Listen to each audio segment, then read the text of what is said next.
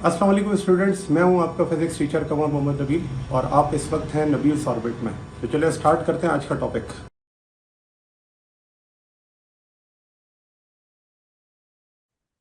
चले जी, एमसीक्यूज में सबसे पहला जो एमसीक्यूज है उसको अगर आप देखें तो उसमें लिखा हुआ है, if the unit of force and displacement travelled each by increase 5 times then the unit of work will be increase by. तो देखें इसके लिए क्या है कि अगर वो कहता है कि फोर्स और डिस्प्लेसमेंट दोनों 5 टाइम्स बढ़ रहा है तो मैं लिखता हूं work is equals to F into D. अब यहां पर जो फोर्स है वो भी 5 टाइम्स है तो मैं लिख देता हूं 5F, और जो डिस्प्लेसमेंट है वो भी 5 टाइम्स है तो इसे भी लिख देता हूं 5D। तो 5 इंटू 5 हो जाएगा 25, और एफ इंटू डी को आप एज इट इज लिख दें। तो यहां पर जब आप फोर्स और डिस्प्लेसमेंट चेंज करते हैं तो वर्क की वैल्यू को मैं डब्ल्यू प्राइम लिख देता हूं, और ये वर्क क्या हो जाएगा 25 times of its initial value. तो करेक्ट ऑप्शन यहां पर है अल्फा, 25 टाइम। अब आ जाए नेक्स्ट क्वेश्चन। कहते हैं the force that acts on a body but does no work is. कौन सा जो कौन सी फोर्स है जिसकी वजह से वर्क नहीं होता। तो आप देखें इसके अंदर कि जब हमने ये डिस्कस किया था, ग्रेविटेशनल फोर्स हो गई, फ्रिक्शनल फोर्स है, इलास्टिक फोर्स है, तीनों की वजह से क्या होता है वर्क होता है। लेकिन सेंटीपिटल फोर्स की वजह से वर्क नहीं होता, और उसका रीजन क्या था। उसका रीजन ये था क्योंकि सेंटीपिटल फोर्स ऐसी फोर्स है जो स्ट्रेट पाथ को कर्व में क्या करती है, कन्वर्ट। एक बॉडी है स्ट्रेट पाथ में जा रही है, ठीक है, और इसके ऊपर एक हॉरिजॉन्टल फोर्स अप्लाई हो जाती है, और वो हॉरिजॉन्टल फोर्स इस पाथ को कन्वर्ट कर देती है कर्व पाथ में। अब यहां पर अगर आप देखें तो जो सेंटीपिटल फोर्स आएगी उस सेंटीपिटल फोर्स की डायरेक्शन होगी टुवर्ड्स द सेंटर, जबकि डिस्प्लेसमेंट कैसा होगा, डिस्प्लेसमेंट इसके परपेंडिकुलर होगा। और आप जानते हैं कि वर्क का फार्मूला होता है एफ डी कॉस थीटा। जब यहाँ पर 90 डिग्री का एंगल होगा तो वर्क की वैल्यू क्या हो जाएगी, जीरो। इट मींस सेंटीपिटल वो फोर्स है जो जिसकी वजह से कोई वर्क नहीं होता। और क्यों नहीं होता, क्योंकि फोर्स और डिस्प्लेसमेंट एक दूसरे के क्या होता है, परपेंडिकुलर होता है 90 डिग्री पर। नेक्स्ट क्वेश्चन है the odd force from the following is. Odd force इसका मतलब बाकी सारी फोर्सेस में कुछ चीजें कॉमन होंगी, लेकिन वो फोर्स के अंदर वो चीज कॉमन नहीं होगी। अब जैसे आप देखें इसमें ग्रेविटेशनल फोर्स है, इलास्टिक फोर्स है और इलेक्ट्रिक फोर्स है। ये तीनों फोर्सेस कंजर्वेटिव फोर्सेस है। अगर हम कंजर्वेटिव की एग्जांपल लिखें तो कंजर्वेटिव फोर्सेस में आपके पास कौन कौन सी आ जाती हैं, तो कंजर्वेटिव फोर्स में आ जाती है ग्रेविटेशनल फोर्स, ग्रेविटेशनल फोर्स, इसमें आ जाती है इलास्टिक, और इसमें आ जाती है इलेक्ट्रिक। इलेक्ट्रिक, तो इसका मतलब इनमें ये बातें कॉमन है, लेकिन फ्रिक्शनल फोर्स नॉन कंजर्वेटिव है। फ्रिक्शनल फोर्स के बारे में हम क्या कहते हैं, ये नॉन कंजर्वेटिव है क्योंकि इसमें ये पाथ पे डिपेंड करती है, तो इसे हम लिखते हैं ये फ्रिक्शनल है। तो आप देख लें उन तीनों से ये क्या है, ऑड है ना, तो हम इसको कह देते हैं ये इसका करेक्ट ऑप्शन है, फ्रिक्शनल फोर्स। नेक्स्ट पर आ जाते हैं। The work done by a body while covering a vertical height of 10 meter is 500 joules. By how much amount does the energy of the body change? तो कितनी amount of energy जो है वो change होगी, ये चीज आपने क्या करनी है, इसमें कैलकुलेट करनी है। ठीक है, जब हम कहते हैं कि एक बॉडी वर्टिकली डिस्प्लेस हो रही है तो उसकी जो भी चेंज इन एनर्जी है वो एक्चुअली कौन सी होगी, ग्रेविटेशनल पोटेंशियल एनर्जी। तो जो भी आप वर्क डन करेंगे वो वर्क डन उसमें चेंज इन पोटेंशियल एनर्जी के बराबर होगा, और वो किसके बराबर होगा उस चीज को हम यहाँ पर लिखते हैं, वो हो जाएगा W is equals to change in potential energy. तो अब यहाँ पर अगर आप देखें तो वो एनर्जी या वो वर्क डन कितना है, 500 जूल्स। तो अगर मैं यहाँ लिखूं 500 जूल्स, तो यहाँ पर जो चेंज इन पोटेंशियल एनर्जी है वो भी कितनी हो जाएगी, वो भी आपके पास हो जाएगी 500 जूल्स। तो ऑप्शन है अल्फा, ऑप्शन है अल्फा, ठीक है। जी। क्वेश्चन नंबर 5, कहते हैं two objects A and B have the same mass. Object A is moving at twice the speed of object B. The kinetic energy of the object A is compare to the object B is. आपने बताना है कि ए और B दोनों के message same है, लेकिन ए की स्पीड बी के मुकाबले में डबल है। ठीक है, अब आप जानते हैं कि स्पीड के बारे में मैंने आपको ये बताया था कि स्पीड अगर डबल हो तो काइनेटिक एनर्जी 4 टाइम्स हो जाती है। ठीक है ना। तो यहां पर इसका मतलब रिलेशन वो वाला ठीक होगा जिसमें 4 लिखा हुआ। ये तो है ट्रिक, लेकिन हम इसे सॉल्व कर कर देखेंगे कैसे। तो पहले ये आंसर तो हमें पता चल गया कि काइनेटिक एनर्जी में अगर स्पीड को वो कह रहा है डबल हो रही है, twice the speed, it means kinetic energy 4 times होगी, और कोई ऑप्शन के अंदर 4 नहीं है। तो ये तो कंफर्म है कि ए ऑप्शन करेक्ट है, लेकिन कैसे, इस चीज को जरा हम सॉल्व कर लेते हैं। तो देखें, तो स्टार्ट यहां से करते हैं कि काइनेटिक एनर्जी जो है ए बॉडी की, उसे अगर मैं लिखूं काइनेटिक एनर्जी ऑफ ए और इक्वल टू हाफ एम, और ये है वी ए स्क्वायर। ठीक है, और इस वी ए स्क्वायर की जगह पर मैं लिख सकता हूं हाफ एम, और इसकी स्पीड क्या है, दूसरे के मुकाबले में डबल है, तो मैं लिख सकता हूं 2 वी बी स्क्वायर। अच्छा, और जो काइनेटिक एनर्जी है दूसरी बॉडी की, उसे मैं लिखूंगा kinetic energy B is equals to half M V B square. ठीक हो गया। तो अब अगर आप देखें कि जब मैं इसको यहां पर लिख देता हूं, तो ये जो 2 है, 2 का स्क्वायर क्या हो जाएगा 4, इसे आप बाहर निकाल लें, तो kinetic energy A is equals to 4 times, formula बन जाएगा half M V B square. अब जरा देखें, ये जो आपके सामने half M V B square है, वी बी स्क्वायर, ये एक्चुअली किसके बराबर है, ये बराबर है काइनेटिक एनर्जी बी के। ठीक है, ये इक्वल है काइनेटिक एनर्जी बी के। इसको आपने यहां पर क्या कर देना, सब्सटीट्यूट, तो क्या हो जाएगा, kinetic energy A is equals to 4 times kinetic energy B. तो देखें, वो चीज हमने क्या कर ली, प्रूफ कर ली कि किस तरह से ये प्रूव होता है कि काइनेटिक एनर्जी जो है वो 4 टाइम्स होगी बी की। ठीक है, जी। नेक्स्ट पर आ जाए। कहते हैं if velocity of a body reduces to half of its initial value, the kinetic energy of the body compare to the initial value is. अब यहां पर अगेन स्पीड के बारे में वो कहता है स्पीड रिड्यूस हो जाती है, कितनी रिड्यूस हो जाती है, half of its initial value. तो अगेन हम यहां पर इसको इसी तरह सॉल्व करेंगे कि काइनेटिक एनर्जी डिपेंड करती है स्पीड पर, तो इक्वेशन है हाफ एम वी स्क्वायर। ठीक है, अच्छा, अब यहां पे हाफ एम की जगह पर आप क्या लिखेंगे, तो एम को हम इस तरह से कि एम तो एज इट इज है, लेकिन वी चेंज होगा, और कितना चेंज होगा, उसकी वजह से काइनेटिक एनर्जी कितनी चेंज होगी उसे मैंने प्राइम से शो कर दिया। अब हम लिख देते हैं वी प्राइम जो है वो हाफ हो गया, यानी इनिशियल वैल्यू को मैंने 2 से डिवाइड कर दिया, इसी को हाफ कहते हैं ना। तो अब जब मैं इसमें सब्सटीट्यूशन करूंगा, तो इस सब्सटीट्यूशन में आप देखें क्या लिखा जाएगा, kinetic energy prime is equals to 1/2 M, V prime की जगह क्या आ जाएगा, v/2 स्क्वायर, तो यहां आ जाएगा half M V square upon 4, और ये 4 को आप क्या करते हैं, बाहर निकालते हैं, 1/4, तो अंदर क्या बचेगा 1/2 mv स्क्वायर। तो आप देखें कि जो आपके पास काइनेटिक एनर्जी है उसका फार्मूला बन गया, और मैं इसको लिख सकता हूं इस तरह से कि इसमें जो आपके पास काइनेटिक एनर्जी है वो 4 टाइम्स क्या हो गई, कम हो गई ओरिजिनल वैल्यू के हिसाब से। तो हम ये लिख सकते हैं कि ये 1/4 है, तो 1/4 को लिखा जाएगा 1/4, ये है ऑप्शन ए। ठीक है, नेक्स्ट पे आते हैं। कहते हैं a moving hockey ball is hit such that its speed doubles, it's kinetic energy will become. तो उसकी काइनेटिक एनर्जी क्या हो जाएगी, तो अब देखें अगेन स्पीड क्या हो गई है, डबल हो गई है, तो स्पीड डबल होने का मतलब काइनेटिक एनर्जी क्या हो जाएगी 4 टाइम्स।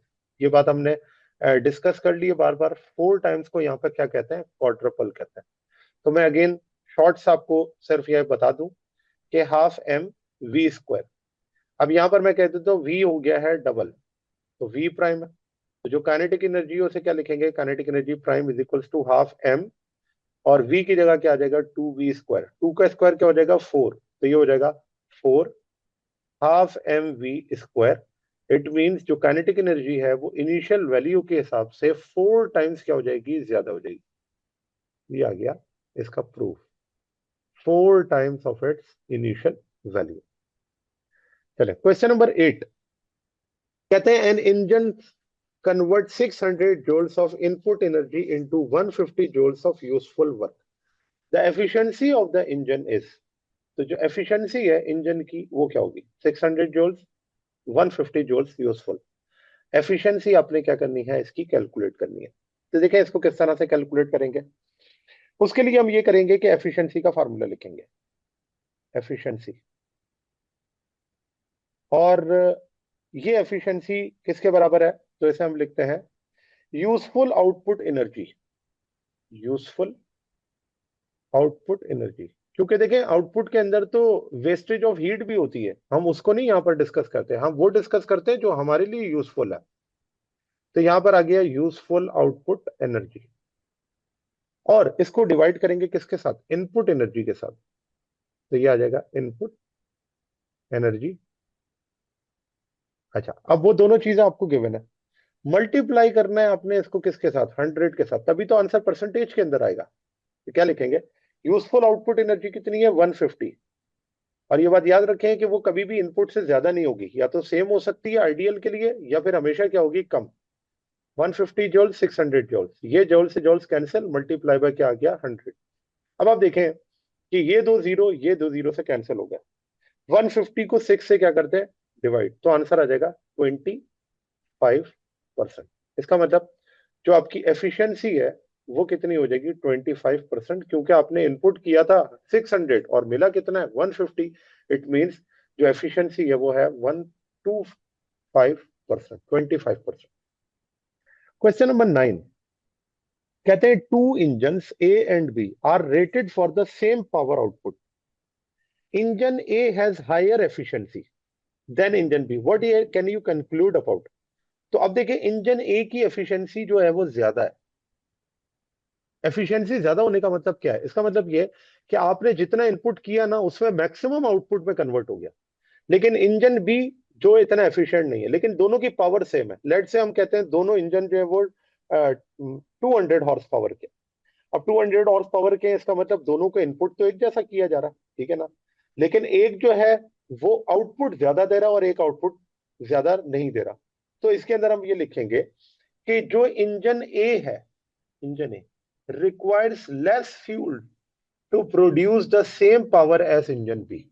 एफिशिएंसी का यही यही मतलब है ना, एफिशिएंसी का यही मतलब है, अगर पावर दोनों की सेम है तो इसका मतलब इंजन ए कम फ्यूल खर्च करेगा, काम उतना ही करेगा, जबकि इंजन बी ज्यादा फ्यूल खर्च करेगा और काम उतना ही करेगा। तो ये चीज है कि engine A requires less fuel to produce same power as engine B. Next पे आ जाए, क्वेश्चन नंबर 10 कहते हैं consider two machines A and B. Machine A has an efficiency of 40% and machine B has an efficiency of 60%. If both machines are provided with 500 joules of energy, how much more useful work does machine perform compared to machine A? तो आपने क्या करना है, difference of work calculate करना है B का A के साथ। दो मशीन है, ठीक है, A और B। A की एफिशिएंसी 40% है and machine B has an efficiency of 60%। इसका मतलब B की एफिशिएंसी ज्यादा है, A की एफिशिएंसी कम है। अगर दोनों machine 500 joule of energy provide करती हैं तो बताएं how much more useful work does machine perform compare to machine A. ठीक है, मशीन बी का ए के साथ आपने कंपैरिजन देखना है वर्क में। तो देखिए इसको सॉल्व करने के लिए सबसे पहले मैं यहां पर लिखता हूं कि एफिशिएंसी का फार्मूला क्या था। तो एफिशिएंसी इक्वल होती है यूजफुल वर्क, यूजफुल वर्क, और ये यूजफुल वर्क हमेशा आउटपुट होता है, divided by input work, input work, और ये इनपुट वर्क जो आपके पास है टोटल मल्टीप्लाई बाय 100। ठीक है, अच्छा अब यहाँ पे अगर मैं यूजफुल वर्क को ए के लिए सॉल्व करूं तो वो मैं कैसे कर सकता हूं। तो देखिए मैंने यहां से क्या निकालना है, यूजफुल वर्क निकालना है। तो यूजफुल वर्क निकालने के लिए मैं इनपुट वर्क को एफिशिएंसी से क्या करूंगा, multiply. Useful work is equals to efficiency, और एफिशिएंसी को हम मल्टीप्लाई कर देते हैं किसके साथ, इनपुट वर्क के साथ, इनपुट वर्क। तो ये तो हमारे पास बन गया इसका क्या, फार्मूला। अच्छा अब इस चीज को कैसे करेंगे, तो देखिए एफिशिएंसी है 40%, तो 40% को हम किस तरह से लिख सकते हैं? तो हम इस तरह से लिखेंगे कि सबसे पहले आप ए के लिए बात करें, वर्क ऑफ ए। तो ए की जो एफिशिएंसी है 40% है। देखिए 40% को कैसे लिखते हैं? 40 डिवाइडेड बाय 100, ठीक है, मल्टीप्लाई बाय इनपुट वर्क। तो दोनों 500 जूल्स हैं तो लिख देते हैं 500। अब जरा देखें, ये दो जीरो से कैंसिल, 5 इंटू 4 हो जाएगा 20, और ये जीरो आपके पास ऐसे ही आ जाएगा 200, और आंसर क्या आ गया? 200 जूल्स। ठीक है, पहला हो गया। दूसरा, work B is equals to, तो अब 60% को आप कैसे लिखेंगे? 60 डिवाइडेड बाय 100 मल्टीप्लाई बाय 500।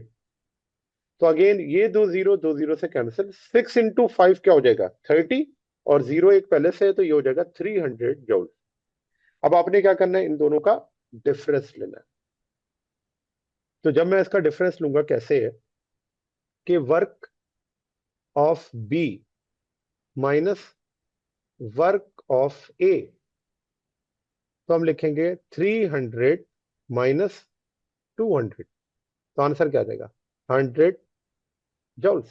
ठीक है, ये है वो difference of work machine B का किसके साथ? Compare to machine A. ठीक है, तो आप देखें तो यहाँ पे करेक्ट ऑप्शन क्या है? 100 जूल। लास्ट क्वेश्चन है, question number 11। A wind turbine converts 30% of the wind's kinetic energy into electrical energy. If the kinetic energy of the wind is 900 joule, the electrical energy produced by the turbine is, आपने बताना है कि कितनी energy produce होगी। बहुत simple सा question है, आपको एफिशिएंसी उन्होंने दे दी है 30%, और आपको उन्होंने एनर्जी जो है वो भी दे दी है। आपसे कहता है इलेक्ट्रिकल एनर्जी कितनी प्रोड्यूस होगी, इसका मतलब आउटपुट आपको चाहिए कि वो क्या होगा। ठीक है, तो हम यहाँ पर लिखते हैं कि अगर आपने इलेक्ट्रिकल एनर्जी निकालनी है यहाँ से, तो आप एफिशिएंसी को एनर्जी से क्या कर देंगे? Multiply. Electrical energy, electrical energy is equals to efficiency, efficiency, और इसको आप मल्टीप्लाई कर दें किसके साथ? जो एनर्जी है उसके साथ। ठीक है, एनर्जी जो प्रोड्यूस हो रही है। तो यहां पर हम लिख सकते हैं एफिशिएंसी है 30%, तो 30% को हम कैसे लिखते हैं? 30 डिवाइडेड बाय 100, 30%, और इसको आप क्या करते हैं? मल्टीप्लाई करते हैं किसके साथ? 900 के साथ। अगेन ये टू जीरो कैंसिल, 9 इंटू 3 क्या हो जाएगा? 27, और एक जीरो पहले से मौजूद है तो ये आ गया 270 जूल। तो यहाँ पर अगर आप ऑप्शन देखें तो ये ऑप्शन है बीटा, 270 जूल। क्लियर है? तो ये हमारे पास हो गया एमसीक्यूज वाला पार्ट। चले अब आते हैं शॉर्ट रिस्पॉन्स क्वेश्चन पे। शॉर्ट रिस्पॉन्स क्वेश्चन में सबसे पहले अगर आप देखें तो पहला क्वेश्चन है कि is it possible that a force is acting on a body and the body is in motion due to this force but the work done after certain time is zero. तो ये कहते हैं कि एक body है, क्या ये possible है कि फोर्स किसी बॉडी पर एक्ट करे, वो बॉडी मोशन में भी हो उस फोर्स की वजह से, बट वो वर्क डन आफ्टर टाइम क्या हो जाए? जीरो हो जाए। तो देखें ये सिर्फ और सिर्फ कब हो सकता है? जब आपके पास वो फोर्स क्या हो? कंजर्वेटिव फोर्स हो, क्योंकि कंजर्वेटिव फोर्स में जो वर्क डन होता है वो क्लोज पाथ में क्या होता है? जीरो होता है। तो हम ये लिख सकते हैं, yes the work done by conservative force on a body in a close path in a conservative field is zero. तो आप जैसे एग्जांपल दे देते हैं, in case of circular motion, circular motion में कहते हैं the body is in accelerated motion under force acting on the body, since the centripetal force is always perpendicular to the direction of displacement, तो हम कहेंगे no work is done by the centripetal force. ठीक है ना? और इसी तरह से object moving horizontally under gravity, तो आप देखें कि ग्रेविटेशनल फोर्स जो है वो परपेंडिकुलर है, ग्रेविटेशनल फोर्स परपेंडिकुलर है किसके? हॉरिजॉन्टल डिस्प्लेसमेंट के। तो आप जानते हैं कि एंगल कितना होगा? 90। तो no work is done by gravity on object moving in horizontal direction. तो ये दो एग्जांपल आपको बता दिए, जिस एग्जांपल से ये पता चल रहा है कि किसी बॉडी पर लगने वाली फोर्स के बावजूद उसका वर्क क्या होगा? जीरो होगा। क्वेश्चन नंबर 2 कहते हैं some non conservative forces are acting on a body, can they change the total mechanical energy of the body. अब नॉन कंजर्वेटिव फोर्स ऐसी फोर्सेज होती हैं जो क्या करती हैं, एनर्जी लॉस करती हैं। यहां पर वो फोर्स कौन सी है, वो है फ्रिक्शन एंड एयर रेजिस्टेंस। तो कहते हैं कि some non conservative forces are acting on a body, can they change the total mechanical energy. तो हम यहाँ पर देखते हैं कि जो टोटल मैकेनिकल एनर्जी है वो चेंज हो सकती है किसकी वजह से, फ्रिक्शन और एयर रेजिस्टेंस की वजह से। जबकि अनलाइक कंजर्वेटिव फोर्सेस के अंदर हम ये बात करते हैं कि उसके अंदर वर्क डन जो होता है वो इंडिपेंडेंट होता है पाथ के, और वो क्लोज पाथ में क्या होता है, जीरो होता है। तो यहां पर हम ये बात करेंगे कि जो वर्क डन है किसकी वजह से, नॉन कंजर्वेटिव फोर्सेस की वजह से, वो डिपेंड करता है किसके ऊपर, आपने कौन सा पाथ चूज किया और उसमें कितनी मैकेनिकल एनर्जी कन्वर्ट हुई है, किसमें, हीट में और साउंड में। तो ये जो फ्रिक्शन और एयर रेजिस्टेंस है वो रिड्यूस कर देती है मैकेनिकल एनर्जी को और कन्वर्ट करती है kinetic energy into heat and sound energy.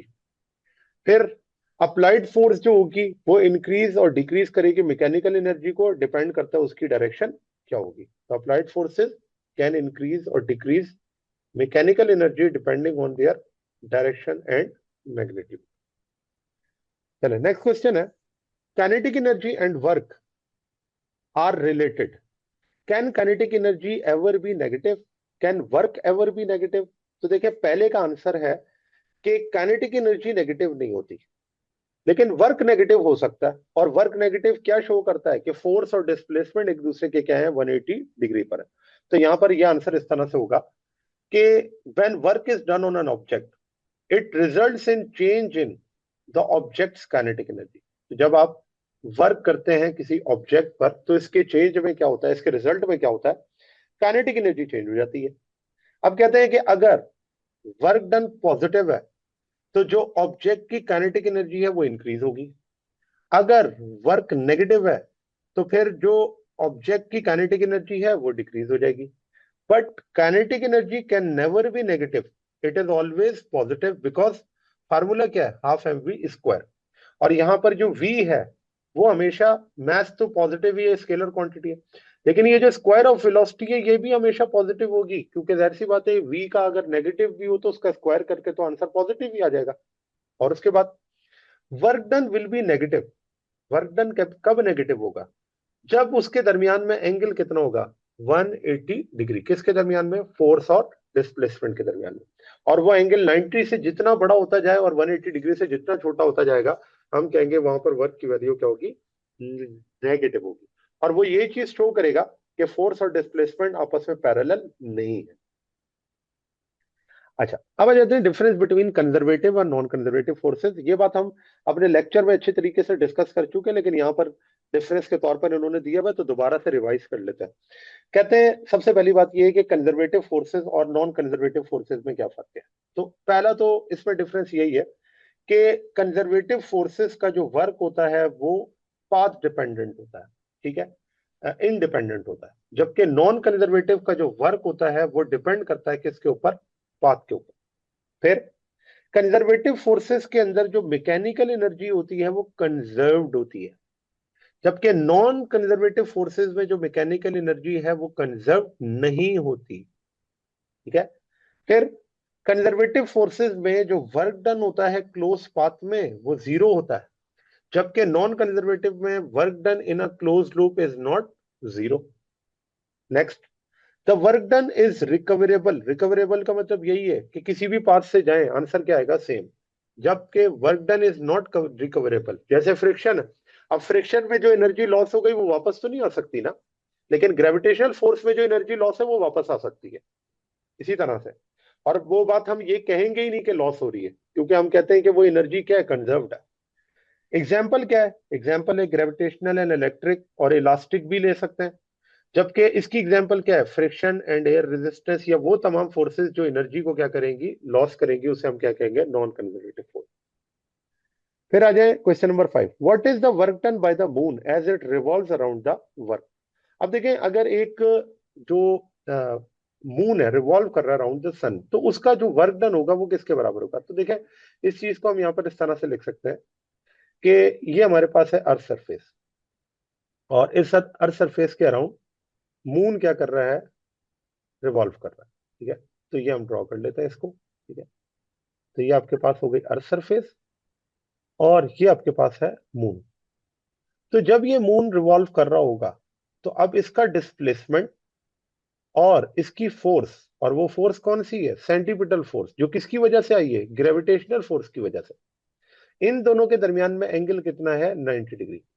और जब इनके दरमियान एंगल 90 डिग्री है तो हम कहेंगे कि वर्क की वैल्यू क्या होगी, जीरो होगी। और यही चीज यहां पर डिस्कस की है कि the work done by the moon when it revolves around the earth is zero because displacement of moon and gravitational force are perpendicular to each other। तो वर्क डन किसके बराबर होता है, एफ डी कॉस थीटा के। अब F और D applied force और displacement तो है, लेकिन जो एंगल इनके दरमियान में अप्लाइड फोर्स और डिस्प्लेसमेंट, वो एंगल कितना है, 90। तो जब आप यहाँ पर 90 पुट करते हैं तो आंसर क्या आ जाता है, जीरो होता है। तो work done by the moon when it revolves around the earth is zero, ठीक है।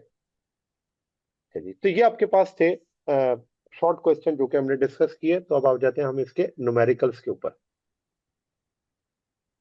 चलिए, तो न्यूमेरिकल में सबसे पहला जो हमारे पास न्यूमेरिकल है उसे अगर हम डिस्कस करें तो वो इस तरह से है। चलिए, पहला क्वेश्चन कहते हैं, a car carrying truck unloads a 1500 kg car using a plank as shown in the figure। अच्छा, उसके बाद कहते हैं, ये फिगर बुक के अंदर बनी हुई है। कहते हैं, if the plank makes an angle of 30 degree with the ground and its upper end is at 2 metre height, what will be the work done by the gravitational force, also draw the force displacement graph for that. आपने force displacement graph भी क्या करना है, इसका draw करना है। तो देखिए, सबसे पहले तो ये कि अगर हम इसका डेटा लिख लें यहाँ पर, तो सबसे पहले डेटा इसका अगर लिखें तो डेटा के अंदर क्या आ जाता है, मैस है।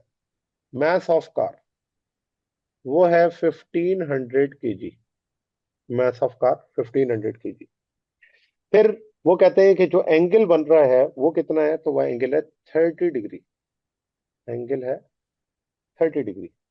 उसके बाद कहते हैं कि जो हाइट है अपर एंड ऑफ द प्लैंक की वो है 2 मीटर। ये आपके पास हाइट गिवन है।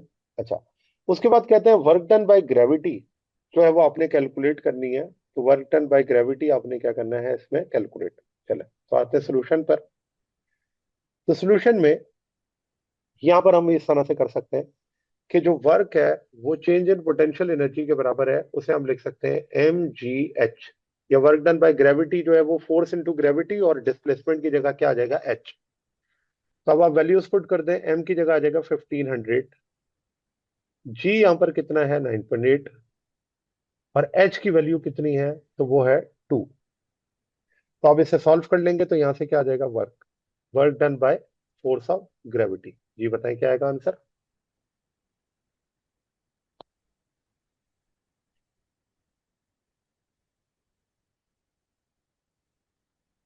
29400। 29400 तो ये इसका क्या है, आंसर है वर्क। चलो नेक्स्ट पर आ जाए। नेक्स्ट क्वेश्चन है, a car having a total mass of 1500 KG. Car का टोटल मास है 1500 केजी। साथ साथ डेटा भी लिखते जाते हैं और पढ़ते भी जाते हैं। तो mass of car 1500 KG including the driver is travelling at a speed of 40 kilometre per hour. अब ये ट्रेवल कर रहा है तो इनिशियल स्पीड हो गई 40 किलो, लिख दूंगा 1000 पर आवर 3600।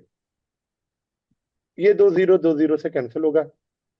फर्दर आप इसे सॉल्व कर सकते हैं, 40 इंटू 10 400, 400 डिवाइडेड बाय 36। तो क्या आंसर आंसर आ जाएगा इसका,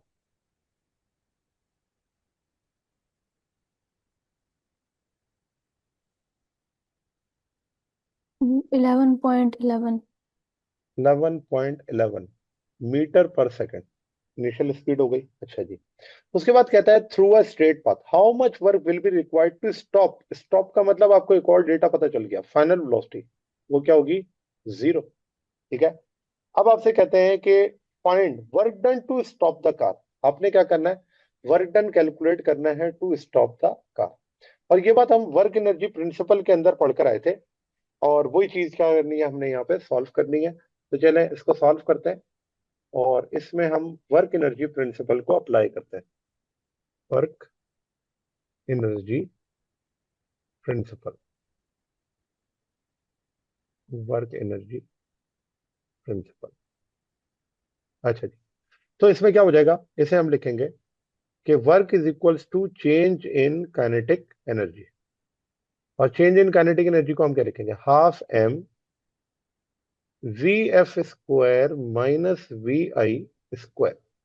half M V F square minus V I square. अच्छा, तो यहाँ पे क्या हो जाएगा, W is equals to half M, तो जो वी एफ है वो है 0, तो ये तो 0 square minus V I square क्या है, तो यह है 11.11 स्क्वायर। अच्छा, तो अब आप क्या करते हैं, वैल्यूज को सब्स्टिट्यूट कर देते हैं। हाफ एम, एम की वैल्यू क्या है 1500, तो ये आ गया 1500।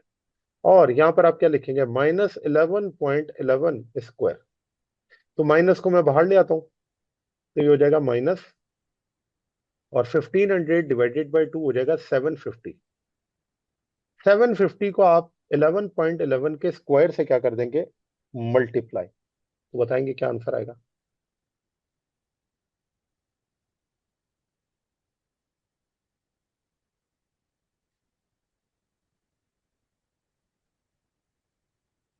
minus 92,574.075. 92,574.075 574.075. जो, ठीक है, ये इसका क्या हो जाएगा आंसर। चलो नेक्स्ट क्वेश्चन पे आ जाए। A ball of mass 100 gram is released from a height of 30 metre. तो सबसे पहले तो हम इसका डेटा लिखते हैं, और उस डेटा के अंदर उन्होंने हमें क्या दिया हुआ है, वो दिया हुआ है मैस, और वो मैस है 100 ग्राम। 100 ग्राम। अच्छा, इस 100 ग्राम को अगर हम किलोग्राम में लिखें तो ये लिखा जाएगा 0.1 kg। कहता है is release from a height of 30 metre, और इसको रिलीज किया जाता है हाइट से, और वो हाइट कितनी है, 30 मीटर है। उसके बाद कहते हैं कि if the ball encounters an air resistance of 0.4 newton, अगर जो फ्रिक्शनल फोर्स है वो कितनी है, 40 न्यूटन। ठीक है, तो 40 न्यूटन, सॉरी 0.4 न्यूटन, यहाँ पर इसको करेक्ट कर लेते हैं, ये हो जाएगा 0.4 Newton. Find the kinetic energy, आपने क्या करनी है, काइनेटिक एनर्जी फाइंड आउट करनी है उस बॉल की just before striking the ground. तो अब जरा देखें कि इसके अंदर इंटर कन्वर्जन ऑफ काइनेटिक और पोटेंशियल एनर्जी आ जाएगी, जो कि हमने अपने लेक्चर में पढ़ी है, और उसी को यहाँ पर हम देख के इसको सॉल्व कर लेते हैं। तो कैसे होगा, तो देखें, अब वो बॉडी हाइट पर मौजूद है 30 मीटर, इसका मतलब क्या है, उसके पास पोटेंशियल एनर्जी है। तो पोटेंशियल एनर्जी का क्या होगा, लॉस। पोटेंशियल एनर्जी का लॉस होगा, गेन होगा किसका, काइनेटिक एनर्जी का, gain of kinetic energy, gain of kinetic, और वर्क डन अगेंस्ट फ्रिक्शन। ठीक है, वर्क डन अगेंस्ट फ्रिक्शन।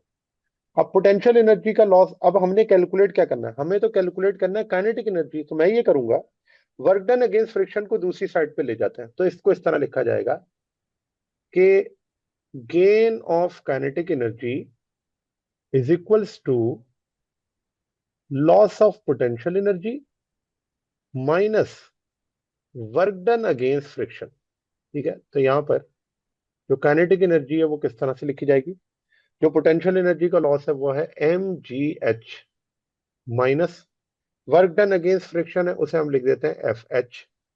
ठीक है, ये हो गई फोर्स ऑफ फ्रिक्शन, और H, M की वैल्यू कितनी है, तो हम लिख सकते हैं 0.1, G है 9.8, और H की वैल्यू कितनी है, तो वो है 30, माइनस फोर्स ऑफ फ्रिक्शन है 0.4, और H की वैल्यू कितनी है, 30।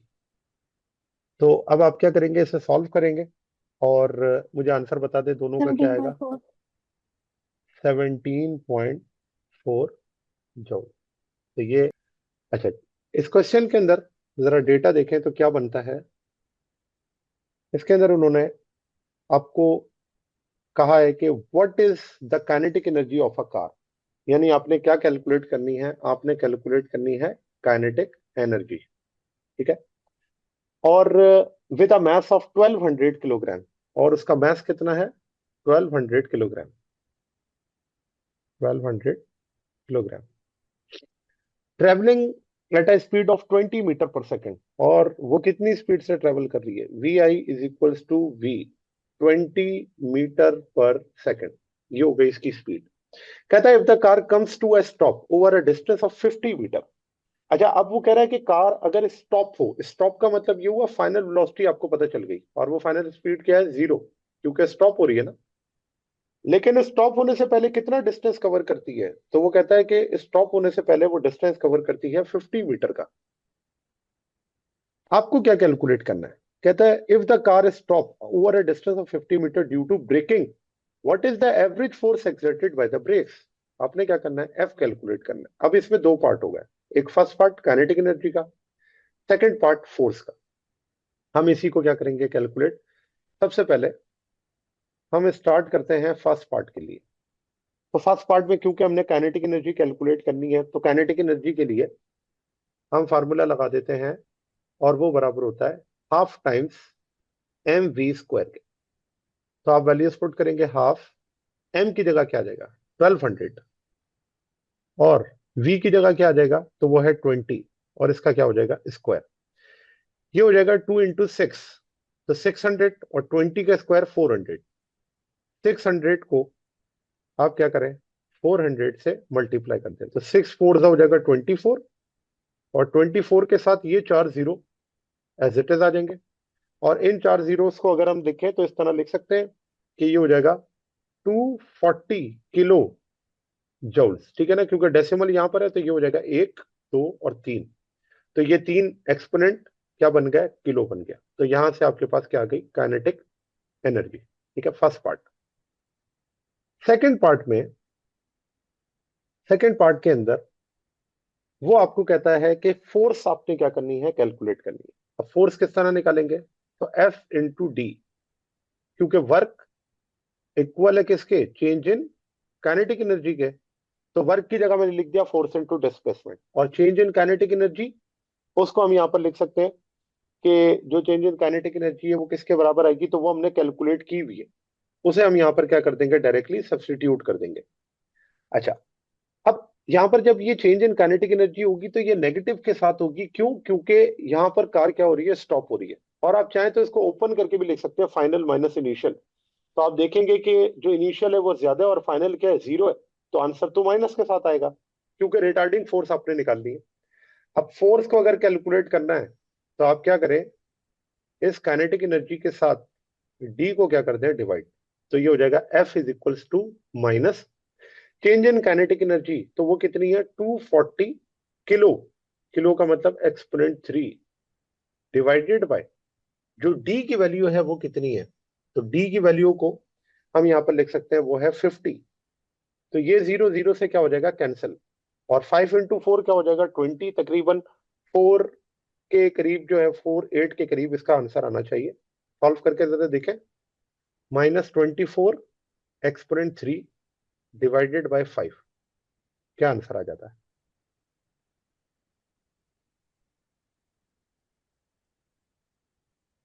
-4800।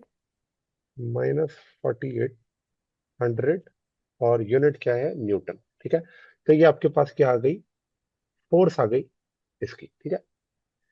चले नेक्स्ट क्वेश्चन है 5.5, कहते हैं a roller coaster cart waiting 500 kilogram is at the peak of a 30-meter tall hill and is traveling at 5 meter per second.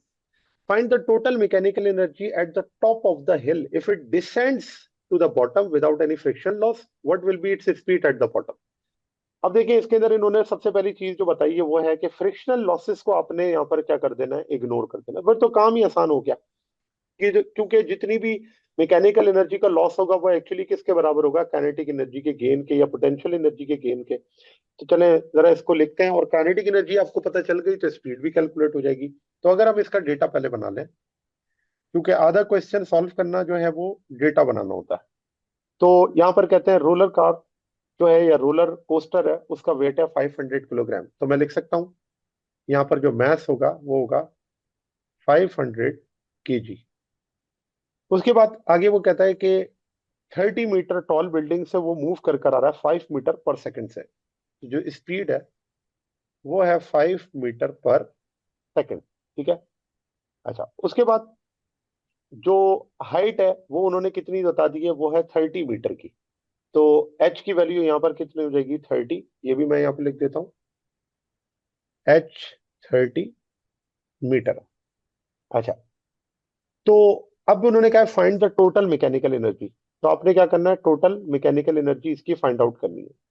सबसे पहले ए पार्ट में total mechanical energy, total mechanical energy वो है ई। ये आपने क्या करना है, फाइंड आउट। और सेकंड पार्ट में उसने कहा है कि वेलोसिटी आपने बतानी है एट द बॉटम। जब वो नीचे पहुंचेगा बॉटम पे तो कितनी स्पीड होगी उसकी, ये आपने क्या करना है, कैलकुलेट करना। ठीक है। अब सबसे पहले फर्स्ट पार्ट इसका सॉल्व करते हैं। और फर्स्ट पार्ट में जो है वो उन्होंने क्या कहा है आपको कि टोटल मैकेनिकल एनर्जी कैलकुलेट करनी है। तो देखिए, टोटल मैकेनिकल एनर्जी का जो फार्मूला होता है वो होता है, मैंने आपको बताया था मैकेनिकल एनर्जी दो टाइप की होती है, एक काइनेटिक और एक पोटेंशियल। तो यहाँ पर मैं टोटल मैकेनिकल एनर्जी को इसी तरह लिखूंगा कि it is the sum of kinetic plus potential, kinetic energy plus potential energy. ठीक है। अच्छा, अब काइनेटिक और पोटेंशियल कैलकुलेट भी तो करना है ना, क्योंकि हमें तो ना काइनेटिक पता है ना पोटेंशियल पता है। तो काइनेटिक के लिए आप क्या करेंगे, फार्मूला लगा देंगे हाफ एम वी स्क्वायर, और पोटेंशियल के लिए एम जी एच। अब देखें, आपको हाइट भी पता है और वी भी पता है, तो आप काइनेटिक एनर्जी निकाल सकते हैं, पोटेंशियल एनर्जी, दोनों को सम करेंगे तो आपके पास हो जाएगी टोटल मैकेनिकल एनर्जी। तो मैं यहां लिख देता हूं हाफ, एम की जगह आ जाएगा 500, वी की जगह आ जाएगा 5 स्क्वायर, प्लस एम की जगह आ जाएगा 500, जी आपके पास आ जाएगा यहाँ पर कितना 10, और एच की जगह यहाँ पे कितना आ जाएगा 30। ठीक है। और जी को हम 9.8 रख लेते हैं, क्योंकि आंसर में फिर वेरिएशन आ जाएगा, क्योंकि राउंड ऑफ आप करेंगे तो। ठीक है, 9.8। अब आप क्या करें, इनको सॉल्व कर लें। तो देखें, 500 डिवाइडेड बाई 2 हो जाएगा 250, 250 को 25 से मल्टीप्लाई करेंगे तो कितना आंसर आ जाएगा, 625, 625, और ये जीरो भी होगा। अच्छा, 500 इन तीनों को मल्टीप्लाई करके जरा मुझे बता दें क्या आएगा आंसर। फाइनल आंसर है 153250। 153250। ठीक है जी। तो यहाँ पर हम कुछ लिख देते हैं, 153250, और ये एनर्जी किस में होगी, जॉल्स के अंदर होगी। ठीक है। चले, ये आपने ओके। सही कैलकुलेट कर लिया। अब आ जाते हैं किस पर, सेकंड पार्ट पर। तो सेकंड पार्ट में उसने आपसे कहा है कि आप ये बताएं बॉटम पर कितनी स्पीड होगी इसकी, आपने कैलकुलेट करनी है।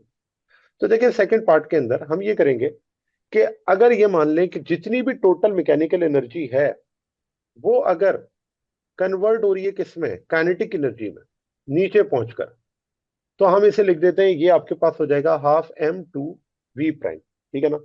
ये आपके पास क्या है कि इसकी वैल्यू आपको क्या करनी है, कैलकुलेट, ये वी प्राइम स्क्वायर है, half M V prime square.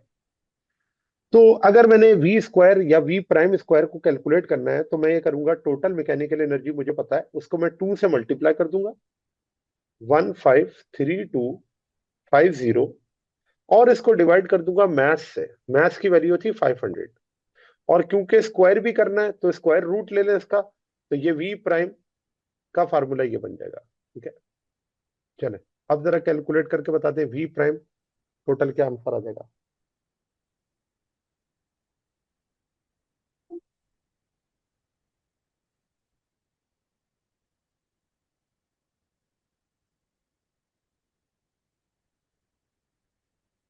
24.75। 24.75 metre पर सेकंड। तो ये आपके पास क्या हो गया, v प्राइम 24.75 मीटर पर सेकंड। ठीक है, चलो नेक्स्ट पे आ जाते हैं। नेक्स्ट क्वेश्चन जो है वो कहता है कि a car engine operates with 25% efficiency. तो ये आपका क्वेश्चन एफिशिएंसी के टॉपिक से रिलेटेड है। तो इसमें हम डेटा इसका लिखें तो उन्होंने आपको एफिशिएंसी बता दी और वो एफिशिएंसी है 25%। इस 25% को मैं लिख सकता हूँ 0.25। नंबर्स के अंदर 25 को 100 से डिवाइड कर देंगे तो यही आ जाएगा। फिर कहता है it produces 50 kilo joules of useful work. अब ये यूजफुल जो वर्क होता है इसे वर्क आउटपुट कहते हैं। ठीक है, यूजफुल वर्क आउटपुट वर्क होता है 50 किलो जूल्स। तो किलो जूल्स को आप लिख सकते हैं 50,000 जूल। ठीक है, उसके बाद आगे कहता है how much fuel energy did the car consume. आपने क्या करना है, फ्यूल एनर्जी बतानी है, कितनी कार कंज्यूम करेगा। इसका मतलब इनपुट एनर्जी आपने क्या करनी है, इसकी कैलकुलेट करनी है। ठीक है ना, टोटल एनर्जी इनपुट WI, ये आपने फाइंड आउट करना है। तो चले एफिशिएंसी का फार्मूला जरा अप्लाई करते हैं। और आसान सा क्वेश्चन है, तो यहाँ पे लिखेंगे कि जो एफिशिएंसी है, एफिशिएंसी वो इक्वल है work output divided by work input. Work output divided by work input. अब वर्क इनपुट आपने क्या करना है, कैलकुलेट। तो ये हो जाएगा work output divided by efficiency. ठीक है, तो ये हो जाएगा work input is equals to, जो वर्क आउटपुट है उसकी वैल्यू क्या है, तो वो है 50,000।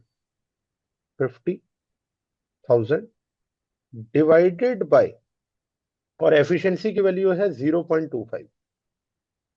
तो आप कैलकुलेट कर सकते हैं इसके अंदर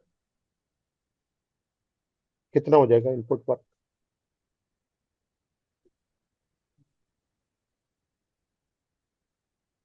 200,000. 200,000 बिल्कुल सही है, 200,000 जूल। ठीक है, और इसे हम 200 किलो जूल्स भी लिख सकते हैं। ये स्टैंडर्ड हो जाएगा लिखने का, 200 किलो जूल्स, ये है इनपुट वर्क।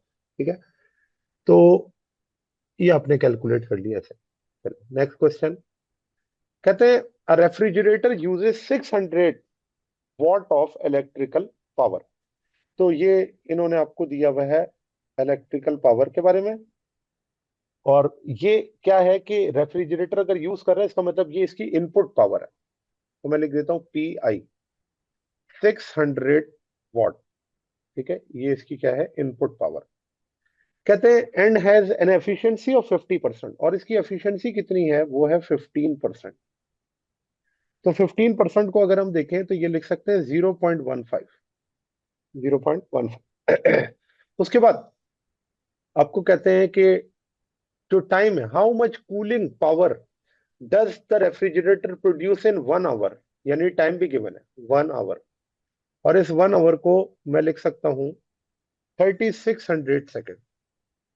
3600 सेकेंड। ठीक है, अच्छा। और आपको क्या कहता है, हाउ मच कूलिंग पावर, यानी कि आपको जो कूलिंग पावर है, यूजफुल एनर्जी आउटपुट हम कह सकते हैं, वो आपको क्या करनी है इसके अंदर कैलकुलेट करनी है। ठीक है ना, energy output, energy useful energy जो है वो आउटपुट में, वो आपको क्या करनी है, कैलकुलेट। अच्छा जी, सोल्यूशन करते हैं इसका। तो कैसे करेंगे, तो हम यहाँ पर यही करते हैं कि एफिशिएंसी का अगर फार्मूला लगाएं तो एफिशिएंसी से हम निकालते हैं आउटपुट अपॉन इनपुट। तो मैं यहाँ पर लिख देता हूँ output energy divided by input energy. अब इनपुट एनर्जी भी तो हमें नहीं पता, लेकिन हमें पावर पता है इनपुट की, तो हम एनर्जी कैलकुलेट कर लेंगे इनपुट एनर्जी की। तो मैं यहाँ पर डायरेक्ट लिख देता हूँ इसको इस तरह से कि ये जो आपके पास आउटपुट एनर्जी है, आउटपुट एनर्जी वो इक्वल है एफिशिएंसी इनटू इनपुट एनर्जी के। अच्छा जी, अब इनपुट एनर्जी तो हमें पता नहीं है, हम एफिशिएंसी को पहले लिख देते हैं, एफिशिएंसी 0.15। अच्छा जी, देखिए जो एनर्जी होती है उसका फार्मूला होता है पावर इनटू टाइम। तो यहाँ पर इनपुट पावर भी है और हमें टाइम भी गिवन है, तो हम क्या करेंगे, इसमें सब्स्टिट्यूशन कर देंगे। 0.15 इनपुट पावर 600 और इसको आप टाइम से क्या करते हैं, मल्टीप्लाई, और वो टाइप है 3600 सेकेंड। तो इसे आप सॉल्व कर लेंगे, बताएं आउटपुट एनर्जी।